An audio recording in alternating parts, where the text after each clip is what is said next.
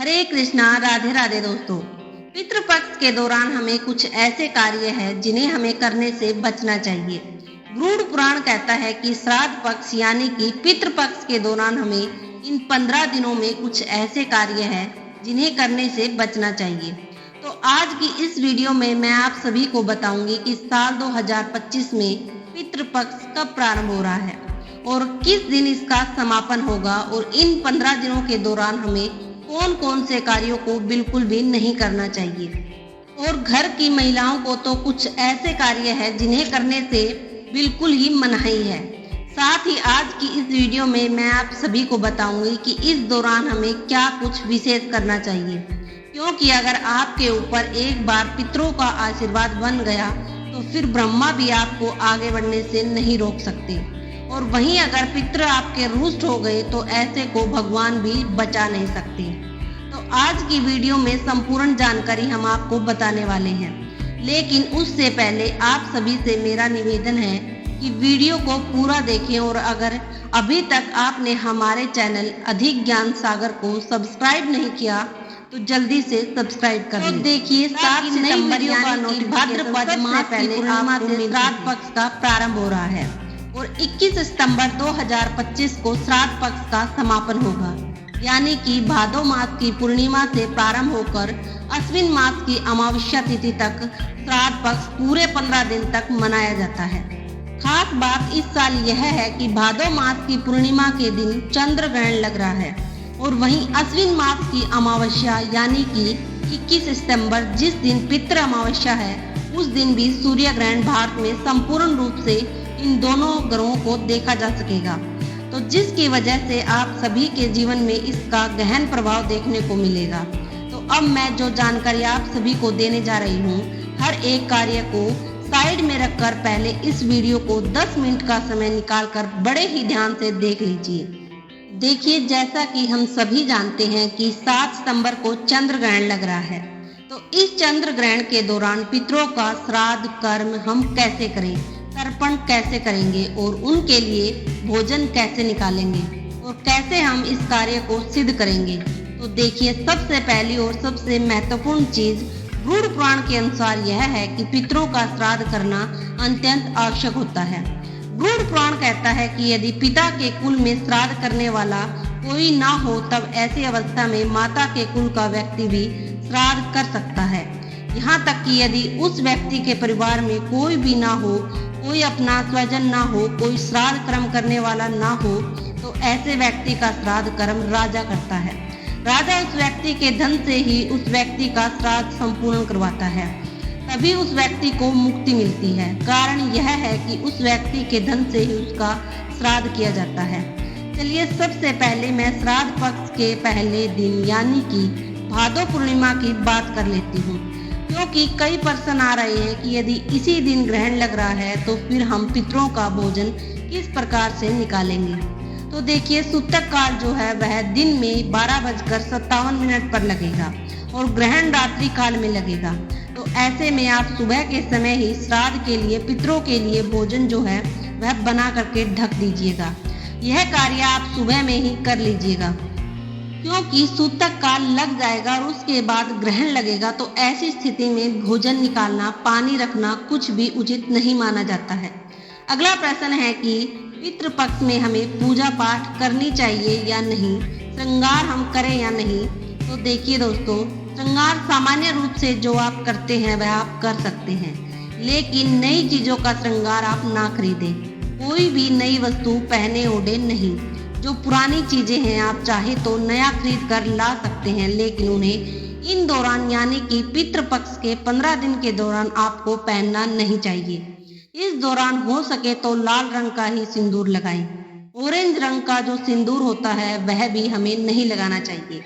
अब कई महिलाएं इस दौरान जितिया व्रत रखती है, तो वे क्या करें। तो देखिए, अगर आपको नई साड़ी पहननी है तो आप श्राद्ध पक्ष से पहले ही खरीद कर इसे अपने शरीर से लगा लें, ताकि यह पुराने के रूप में ही आपकी काउंट होगी। शास्त्र ऐसी कोई भी बात नहीं कहता कि आप श्रृंगार नहीं कर सकते, लेकिन हमें कोई भी नया कार्य इस दौरान नहीं करना चाहिए। जी हाँ दोस्तों, किसी नए कार्य को आरंभ करने से इस दौरान हमें बचना चाहिए। और दूसरा पूछा जाने वाला प्रश्न यह है कि पूजा पाठ इस दौरान हमें करना चाहिए या नहीं। तो आप बिल्कुल कर सकते हैं। घर को कभी भी उपासा नहीं छोड़ा जाता है।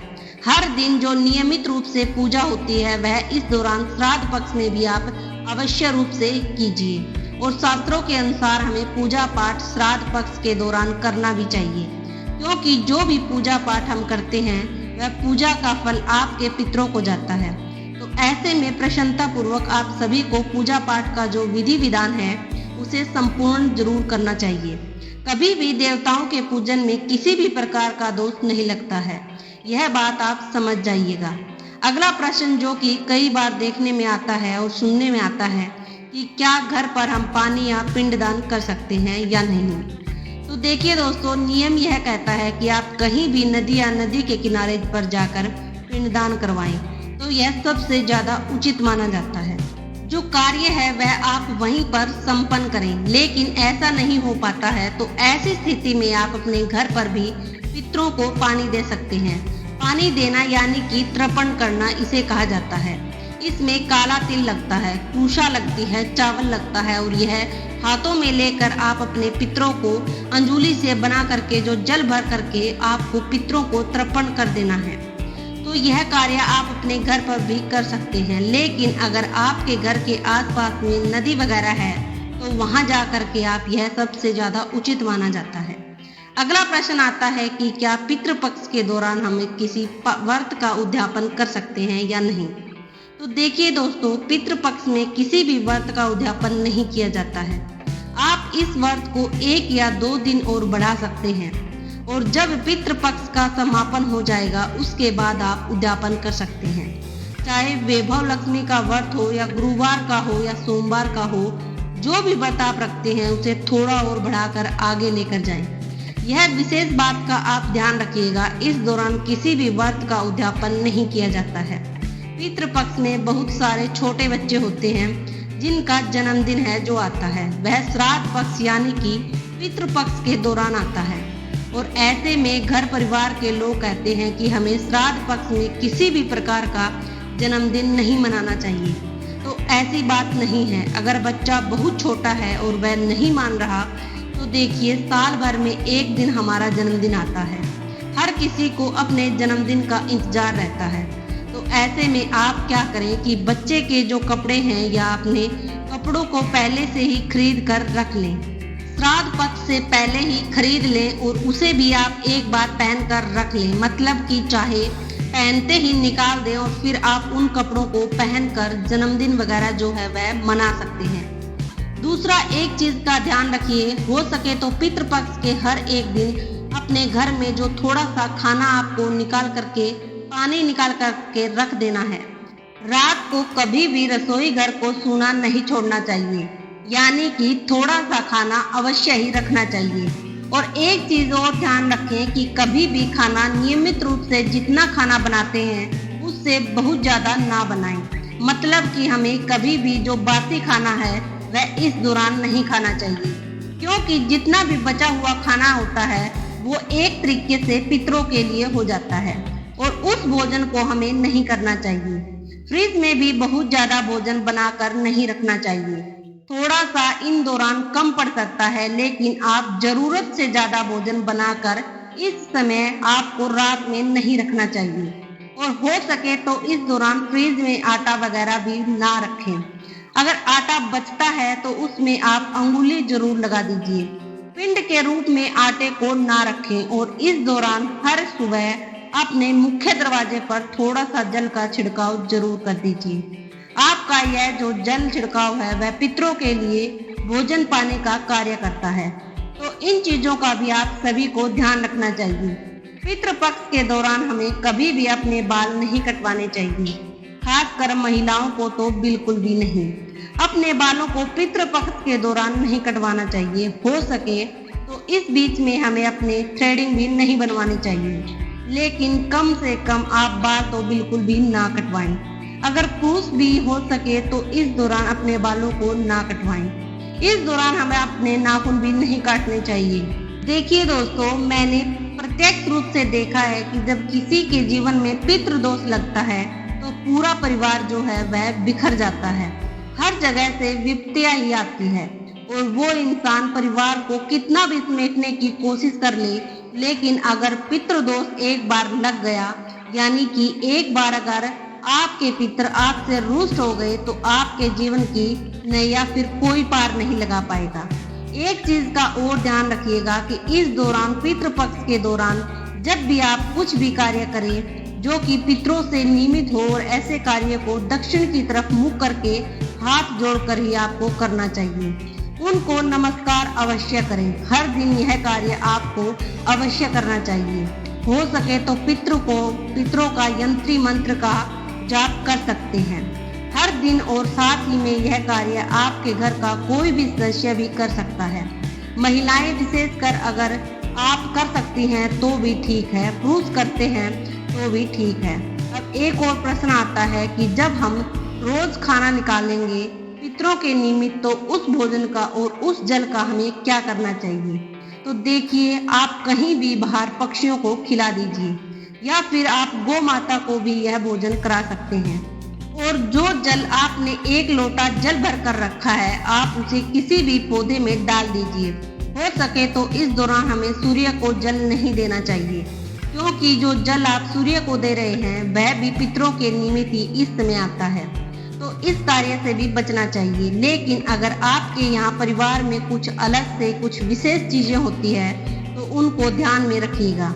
यह मैं सार्वजनिक बातें बता रही हूँ। आपके यहाँ कुछ अलग से होता है तो उसे ध्यान में रखते हुए ही हमें इन कार्यों को करना चाहिए। पितृपक्ष के दौरान पितृ को पीपल में सींचने से भी पूर्वजों की आत्मा को शांति मिलती है। तो पीपल में दूध, काला तिल और थोड़ा मीठा मिलाकर पीपल को जरूर ही सींचें। इससे पितरों को तृप्ति मिलेगी। हो सके तो यह कार्य भी आप अवश्य रूप से कीजिए। एक बहुत ही महत्वपूर्ण कार्य है जो मैं आपको बताने वाली हूँ। आपके घर में शाम के समय जो भोजन बनता है, शाम को जो भोजन बनेगा, और आपके घर में चाहे कुछ भी बना हो, दाल, चावल, रोटी, सब्जी, जो भी आपके घर में आप खाते हैं, उसे इस दौरान, पितृपक्ष के दौरान हमें बिल्कुल ही लहसुन प्याज रहित बनाना चाहिए। और हर रोज अपने रसोई घर में एक टुकड़ा खाने का रख दें, और थोड़ा सा एक लोटे में जल भरकर हर रात अवश्य ही अपने रसोई घर में जरूर ही रखना चाहिए। सुबह में उठकर आप इसे किसी भी पक्षी को दे दें, या फिर आप चींटियों को भी खिला सकते हैं, या फिर गौ माता को, या अपने छत पर डाल सकते हैं। सुबह के समय में आप जब भी भोजन बनाएं तो रोटी का एक थोड़ा सा टुकड़ा और छत के ऊपर कौ के लिए भी जरूर रख दीजिए, क्योंकि मान कर चलिए अगर किसी भी कौ ने एक भी निवाला जो है वह ग्रहण कर लिया, तो मान कर चलिए आपके पितरों को वह निवाला प्राप्त हो गया है और वह तृप्त हो गए हैं, और ऐसे में आपको पुण्य की प्राप्ति होगी। आपके जो पितृ है वह बिल्कुल ही आपसे प्रसन्न हो जाएंगे, क्योंकि यह भगवान श्री राम जी के कथन में है कि यह जो पितृपक्ष में काग होते हैं, यानी कि कौवे, अगर आपके घर पर एक निवाला भी खाते हैं तो यह सीधे पितरों के निमित्त जाता है। यह कार्य आप जरूर कीजिएगा। दूसरा कार्य भी आप जरूर कीजिए जो गौ माता का है। जी हाँ दोस्तों, गौ माता को आप पूरे पितृपक्ष के दौरान हो सके तो एक रोटी घी लगाकर उसके ऊपर गुड़ रखकर अवश्य रूप से दीजिए। रोटी और गुड़ खिलाने से गौ माता की विशेष कृपा आप सभी पर बरसती है, तो पितरों की विशेष कृपा भी बरसती है। तो यह कार्य भी आप सभी को अवश्य रूप से करना है। पितृपक्ष के दौरान हो सके तो काले कुत्ते को भी रोटी अवश्य दीजिए। काले कुत्ते को रोटी देने से आपकी जो ग्रहों की दिशा है, नवग्रह जो पीड़ा है, वह बिल्कुल ही शांत हो जाती है। तो आप सभी को पितृपक्ष के दौरान गौ माता, काले कुत्ते और कौवे को आपको किसी भी रूप में हर दिन कोशिश कीजिए कि कुछ ना कुछ भोजन अवश्य ही दें। इससे आपके पितृ प्रसन्न हो जाएंगे, और एक बार अगर आपके पितृ प्रसन्न हो गए तो दुनिया की कोई भी ऐसी तरक्की नहीं है जो आपके कदम ना चूमे। तो पितृपक्ष के दौरान आप सभी को इन कार्यों को विशेष रूप से ध्यान रखना है। तो पूरी जानकारी हमने वीडियो में बता दी है। इस वीडियो को ज़्यादा से ज़्यादा शेयर कीजिए, और कमेंट सेक्शन में मुझे यह जरूर बताइए कि आपको यह वीडियो कैसी लगी और आप मेरी वीडियो को कहां से देख रहे हैं। यह जानकर मुझे बहुत खुशी होगी मिलती हूँ एक और नई जानकारी के साथ। चैनल को सब्सक्राइब कर लीजिए ताकि हर रोज आपको जो वीडियो है वो सबसे पहले मिल सकेगी।